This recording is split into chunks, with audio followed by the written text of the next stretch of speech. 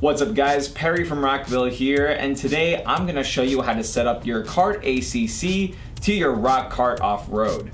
The cart ACC is an accessory bag with all these different pockets here, and we can fit this over either of these handles on the rock cart off-road. So to attach the bag to your cart, you're just going to look for this first opening here on the bag and slide it over either of these handles. For today, I'm going to use the front handle here. Slide that section down and make sure that this second opening here on the back also goes over this handle like this, and then guide the bag all the way down until it can't go down any further. What's nice is that on the back you can still access the handle on top here, and then you can use any of these bags to hold items like your cables, microphones, mic clips, lighting gear, etc.